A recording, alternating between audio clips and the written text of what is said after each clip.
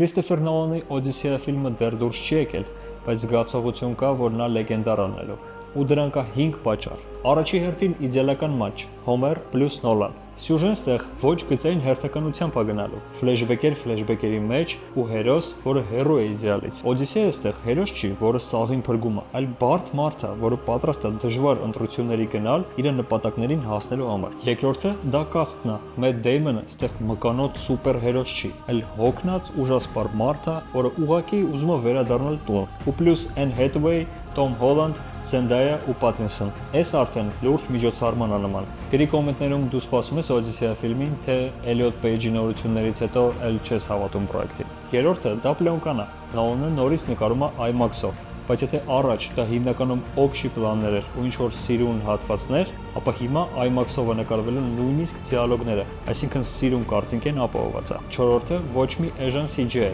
եթե փոթորիկ, ապա մաքսիմալ մոտ ռեալին, եթե հրեշ, ապա իրական, ֆիզիկական, ռեալ, մեծ։ Ու 5-ը դա մասշտաբն է։ Նկարանումներ ամբողջ աշխարհով, Սիցիլիայից մինչև Իսլանդիա, աշխարհը դառնում է պատմության մեծ մաս։ Ու դրա համար կա զգացողություն, որ Օդիսեա ֆիլմը սովորական ֆիլմ չի լինելու։